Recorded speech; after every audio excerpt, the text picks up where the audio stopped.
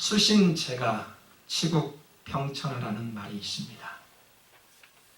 자기 몸과 마음과 가정을 잘 살필 줄 아는 자가 나라를 다스릴 줄 알고 천하를 다스릴 줄 안다는 말씀입니다. 여러분, 가정을 잘 다스리고 계신가요? 이 작은 마음 하나를 지금 잘 다스리고 계신가요? 사명자도 마찬가지입니다. 사명자란 특별히 하나님의 부르심을 입어 기름 부음을 받은 목회자만이 아니지요. 하나님의 백성도로 살아가는 모든 성도들은 사명자로 살아가고 있는 것입니다. 그렇다면 사명자는 자신의 마음을 잘 다스려야 하고 가정을 잘 다스려야 한다는 말씀입니다. 여러분, 마음이 아파 있으면 어떻게 될까요? 마음이 아프면, 이 심령이 아프면 뼈가 마른대요. 마음 아파해 보셨나요? 보이지 않는 뼈가 마른답니다. 여러분, 자기 집을 다스리지 못하는 자가 어찌 하나님의 교회를 다스릴 수 있을까요? 이 점에서 저도 많이 부끄러운 사람입니다. 사명자로 살아가지만 마음에 근심이 있어 뼈가 마르고 있는 그런 심정이지요. 어찌 하나님의 교회를 돌본다면서 이 마음 하나 다스리지 못하고 가정도 다스리지 못하는 그런 마음 속에 그야말로 뼈가 마르고 있는 심정이지 않겠습니까? 모든 사명자들은 그러한 마음이 있다라는 것입니다. 여러분, 사명을 제대로 감당할 수 있는 조건이 무엇이라고요? 여러분, 지금 사명을 잘 감당하고 계신가요? 저에게도 이 말씀을 비춰볼 때 이 사명을 제대로 감당할 수 있는 조건은 평안한 마음이래요. 그리고 가족들의 협력과 지원이 없으면 절대로 사명자로 살아갈 수 없다는 것입니다. 무엇을 증명해요? 우리의 마음을 다스리지 못하고 우리 사명자 개개인을 위해서 협력하지 않는 가족들이 있다면 사명자로 살아가기 어렵다는 것입니다.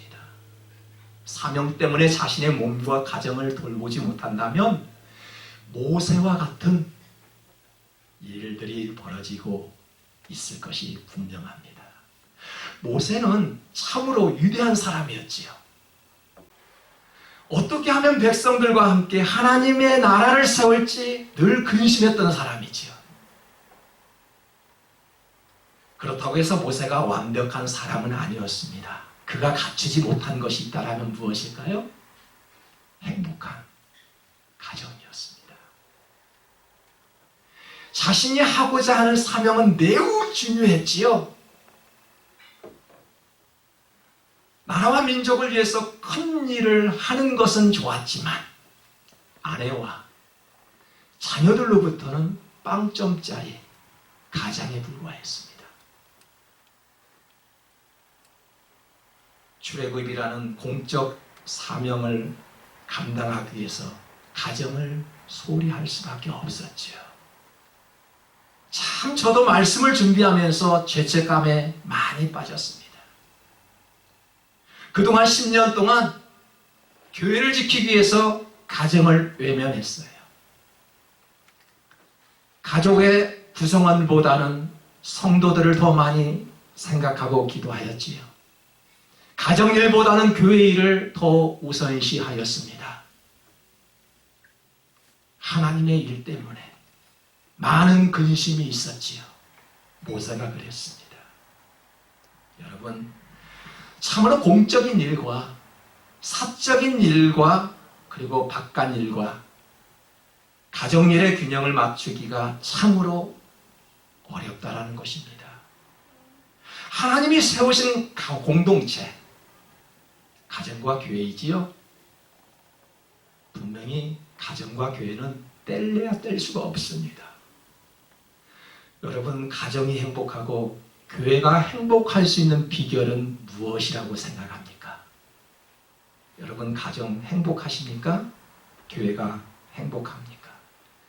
그 행복의 비결은 바로 하나님이 보시기에 좋아야 합니다. 아무리 어떠한 일을 해도 그 일을 감당하고 있을지라도 하나님이 보시기에 좋아야 한다는 이야기예요. 사람 보기에 좋은 것이 아니라 우리 하나님께서 보시기에 좋은 행동이 있을 때 바로 행복한 공동체가 될 수 있다는 것입니다. 여러분, 사람들마다 추구하는 방향이 다 다릅니다. 가치관이 다르지요. 삶의 방식이 다릅니다. 어떤 이들은 돈을 쫓아가지요. 그 돈을 바라보며 가는 사람들이 있지요. 어떤 이들은 돈이 나를 따라오게 하는 그런 사람들이 있습니다. 그냥 열심히 살았더니 돈이 붙는 사람이 있는가 하면 그 돈을 따라갔더니 앞에서는 이익이지만 뒤에 보니까 손해를 보는 사람들이 있지 않겠습니까? 어떤 이들은 시비를 거는 사람이 있지요? 어떤 이들은 그 시비를 피하는 사람들도 있습니다. 어떤 이들은 악을 선이라 말하고요, 선을 악이라고 말하는 사람이 있습니다. 어떤 이들을 보니까 허물을 덮어주는 사람들이 있어요. 그런데 어떤 이들은 그 허물을 자꾸 드러내는 그런 사람도 있다는 것입니다. 사명자는 무엇보다도 옳은 판단과 옳은 방향으로 나아갈 수 있어야 한다는 것입니다. 내가 지금 예배드리고 있는 것이 아니라 대상이 누구냐가 중요합니다. 사람의 눈치를 살피는 것이 아니라 지금 여러분 하나님의 음성을 듣기 위해서 내 마음을 살필 줄 알아야 한다는 것입니다. 양들은 눈이 어두워서 5m의 거리를 보지 못한대요. 그래서 성경은 무엇라고 이야기합니까? 우리는 다 양과 같대요. 그래서 눈이 어두워 자기 갈 길로, 제 갈 길로 다 가고 있대요. 이러한 죄성인 우리에게 우리 주님께서 우리의 죄를 감당해 주셨대요. 여러분, 우리는 눈이 어두운 양과 같다는 이야기예요. 우리는 제 마음대로 살아갈 수 없기에 오늘 이 자리에 모여 주님의 인도하심을 기다리는 양들입니다. 주님의 인도하심이 없으면 우리의 마음대로 살아가기 때문에 그렇습니다. 양은 타인의 음성을 들을 때 어떻게 될까요? 따라가지 않지요. 여러분, 요즘에 요한결을 많이 키우죠. 주인이 부를 때만 따라오는 그런 강아지 참 예뻐요.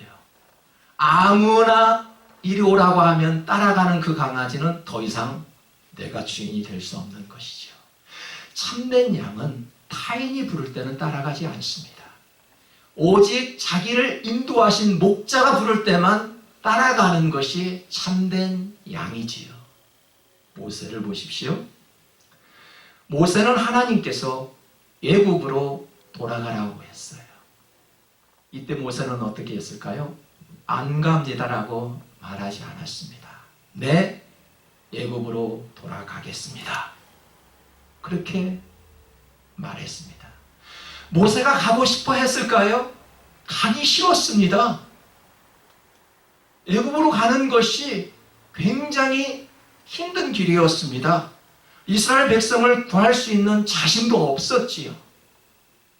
모세가 젊었을 때는 어떻게 했나요? 자기 백성을 구하기 위해서 어떻게 했어요? 살인까지 저질렀던 그런 청년이었습니다. 그런데 이 나이 80이 되었지요. 80이 된 늙은 나이에 애굽에 돌아가 이스라엘 백성들을 구하라니 말도 되지 않는 하나님의 말씀을 들었던 것이지요. 여러분, 그런 놀라운 말씀을 듣고 모세는 이렇게 하나님 앞에 대답합니다. 오 주여, 보낼 사람을 보내주소서. 어찌 나 같은 늙은이를 애굽에 보내 그 큰 일을 내가 행할 수 있단 말입니까? 나는 안 됩니다. 우리들이 흔히 사용하는 말들이죠. 나는 아니에요. 나는 할 수 없어요. 우리가 즐겨 사용하는 말 아니겠습니까? 우리의 생각과 방향은 하나님의 생각과 반대가 됩니다. 우리는 왼쪽으로 가고 싶은데 하나님은 오른쪽으로 가래요. 하나님은 가라 하시는데 우리는 머물고 싶어요. 우리의 삶 속에서 일어나는 하나님과의 반대되는 생각대로 우리는 가고 있지요. 나는 원하지 않는데 어쩔 수 없이 해야 할 때가 있지 않습니까? 나는 하고 싶지 않은데 등 빼밀려 어쩔 수 없이 해야 할 그런 일들이 얼마나 많이 있겠습니까? 모세가 그랬습니다. 모세는 성경에 보니까 말재주가 없는 사람이었대요. 입술이 둔하고 입이 뻣뻣한 사람이었대요. 참 말 못한 그런 사람이었답니다. 여러분, 하나님의 일은 입으로 하는 것이 아닙니다. 하나님의 일은 입으로 하는 것이 아니죠. 하나님의 일은 입은 죽어야 하고 행동은 살아야 합니다. 이게 하나님의 일입니다. 포도원에 가서 일하라고 할 때 큰아들이 뭐라고 대답했나요? 네 하고 큰 소리를 쳤죠. 네, 가겠습니다. 내가 그까짓 거 포도원에 가서 일 못하겠을까요? 네, 가겠습니다. 작은 아들에게 물었지요. 너 포도원에 가서 좀 일 좀 하라 할 때 작은 아들이 실소이다. 나 바쁩니다. 그렇게 말했지만 뉘우치고 포도원에 돌아가 일을 하였지요. 누가 하나님의 뜻대로 하였느냐고 물었지요. 누구였을까요? 큰 소리로 말했던 큰아들이 아니었습니다. 대답만 잘하는 그런 큰아들이 아니었다는 말이에요. 하나님의 일은 대답보다 행동이라는 것입니다. 그 행동도 하나님이 보시기에 좋은 행동을 지금 말씀하고 있는 것입니다. 신앙생활의 최고의 적은 무엇일까요? 한번 질문해 보십시다. 내가 그동안 신앙생활을 할 때 나의 방해되는 최고의 적이 무엇이었을까? 외부로부터 오는 핍박이나 그런 어떠한 압박이었습니까? 환난이었어요? 진정 코로나 때문이었나요? 아니었어요. 나의 나태함, 나의 안일함에 빠져 영적 갈급함을 잃어버렸기 때문이죠. 여러분, 교회에 대한 소중함도 잃어버렸고요. 기도에 대한 소중함도 사라지면 자유로운 영혼, 그런 분들을 자유로운 영혼이라고 이야기하죠. 모든 것들에 갈급함이 없기 때문에 나태해져 버렸다는 이야기예요. 길 잃은 양처럼 제 갈 길로 다 지금 가버렸다라는 이야기예요. 여러분, 자유롭다는 것이 무엇일까요? 편안함입니까? 나는 자유로운 사람이야, 편안한 사람이라고 말할 때 어떤 사람이 자유로운 사람일까요? 네, 심지어는 이렇게 말하는 사람도 있어요.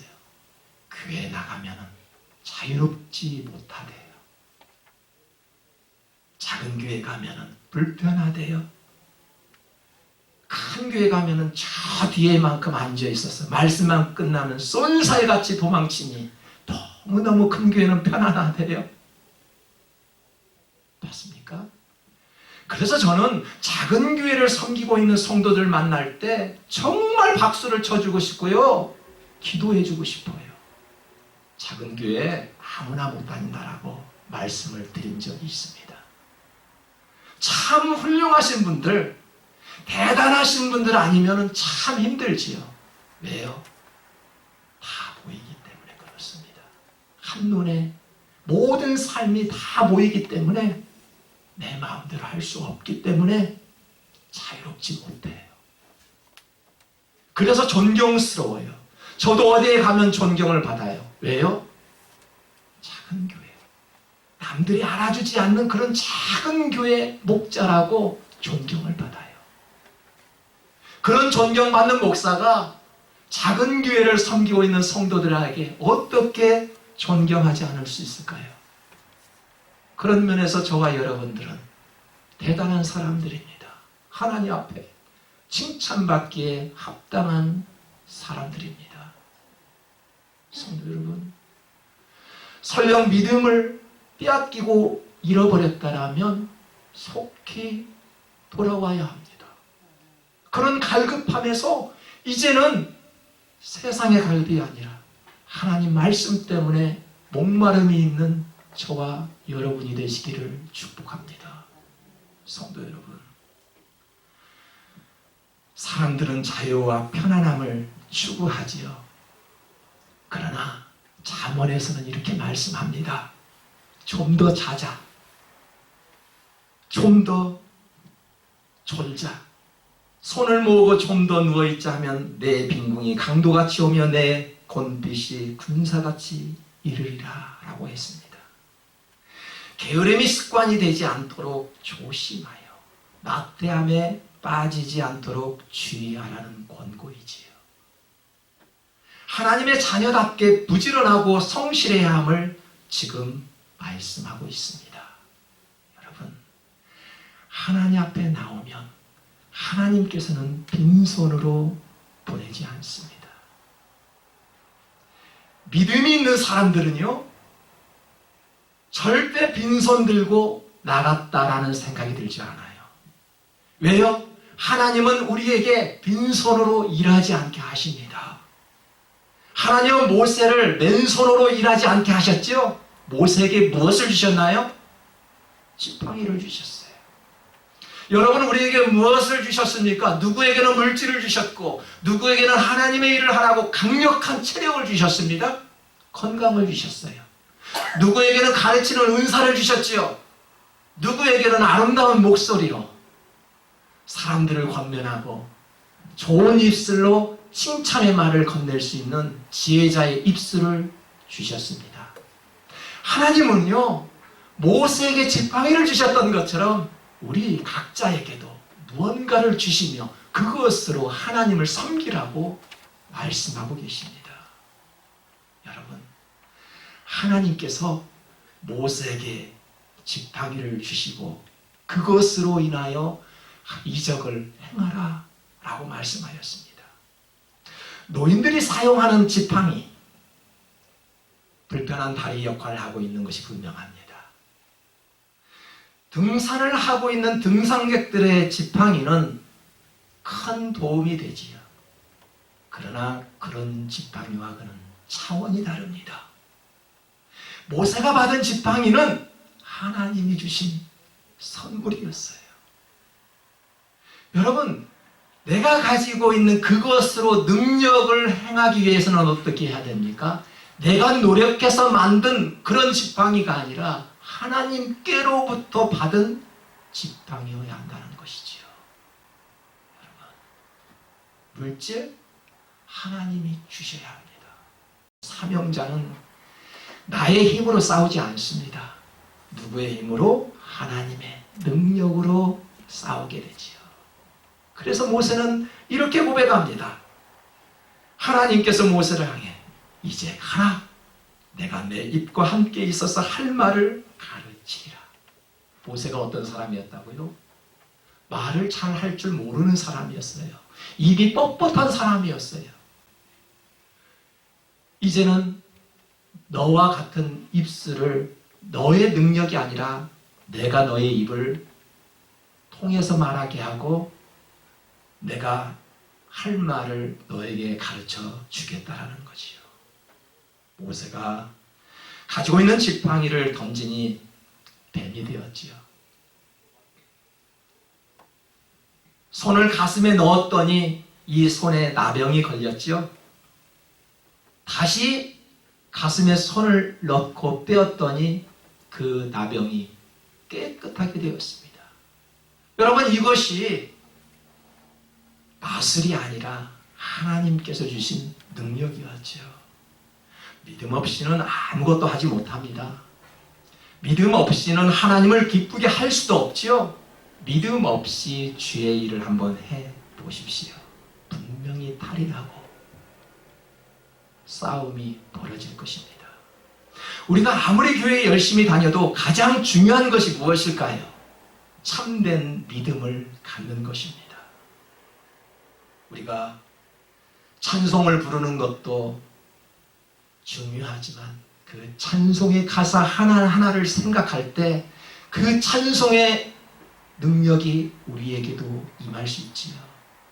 말씀 듣는 것도 매우 중요하지요. 그 말씀을 들을 때마다 믿음을 가지고 듣고 믿고 행할 때 능력이 그 말씀 가운데 임한다는 것입니다. 모세에게 지팡이를 주셨던 것처럼 우리에게도 무언가를 주셨습니다. 그것이 무엇입니까?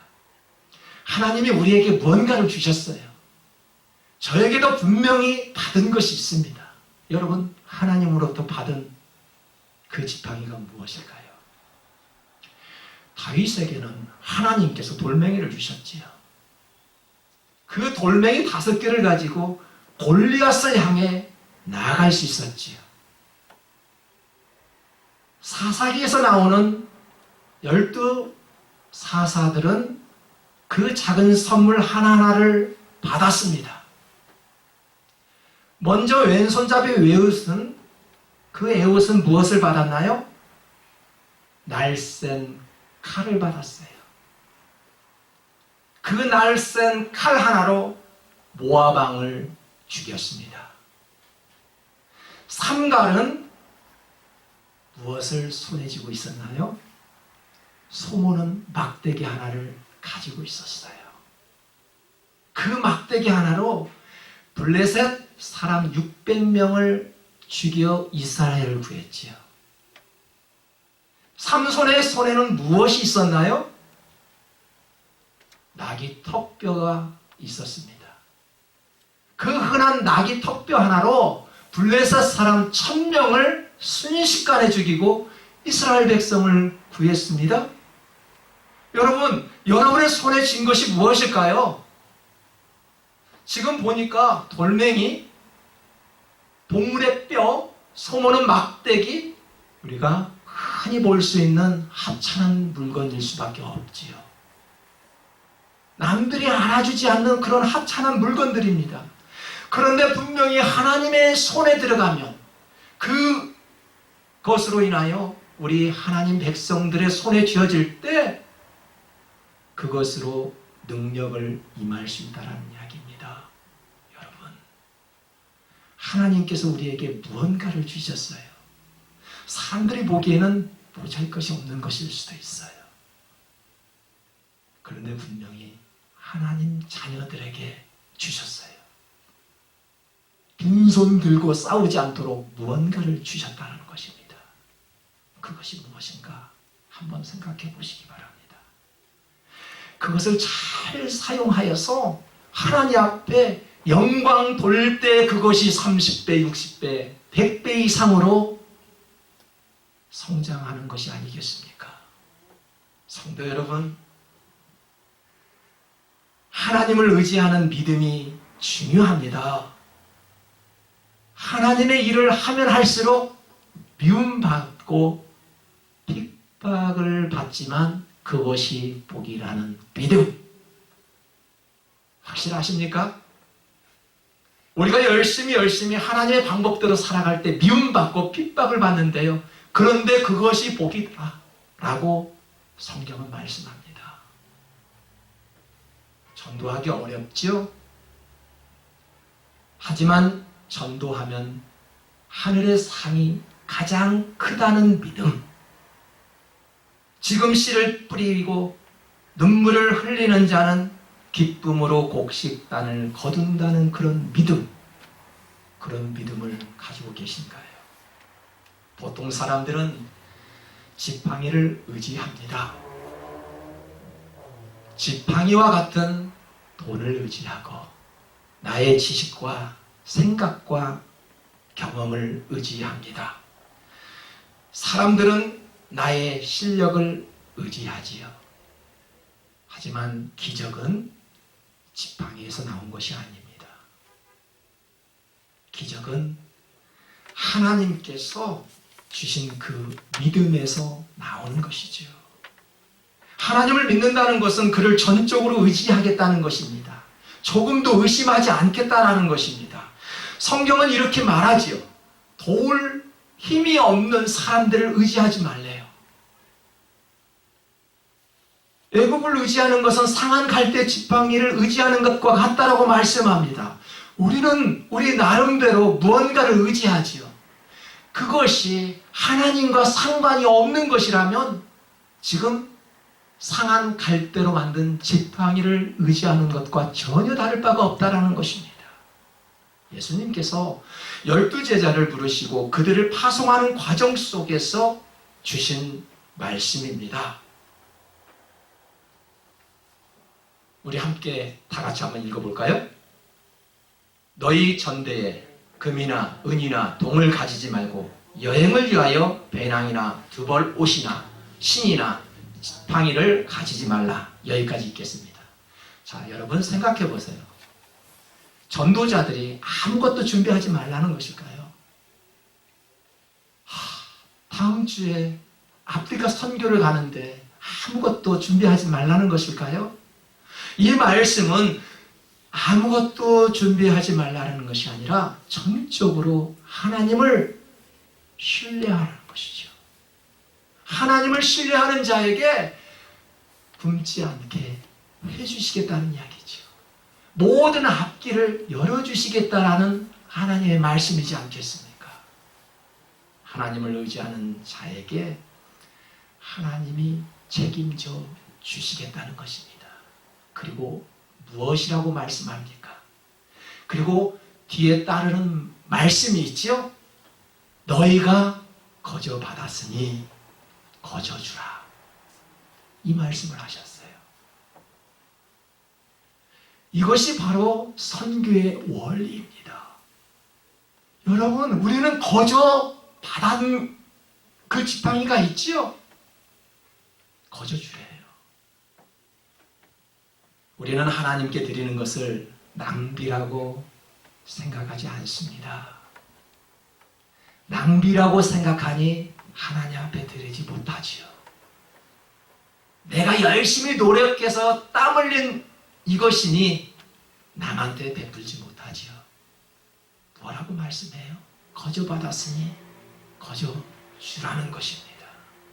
여러분, 무엇이든지 간직하면 썩게 되어 있습니다.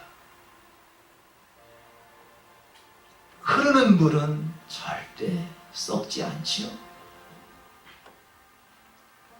내가 간직하고 있는 것, 내가 축복의 통로가 되어 누군가를 통해 흘러가야 합니다. 하나님께서 오늘 우리 손에 쥐어진 지팡이가 지금 무엇입니까? 많은 물질입니까? 건강한 체력입니까? 좋은 입술을 가지고 계신가요? 그것이 능력이 되려면 나의 지팡이가 아니라 하나님께서 주신 그런 지팡이가 될 때 능력이 임한다는 것입니다. 오늘 모세에게 지팡이를 주신 것처럼 나에게 주신 지팡이를 잘 활용하여 죽은 영혼들을 위해서 쓰임받게 하시고 나에게 주신 그 지팡이로 그 생명을 살릴 수 있는 소중한 지팡이가 될 수 있기를 주님의 이름으로 축복합니다.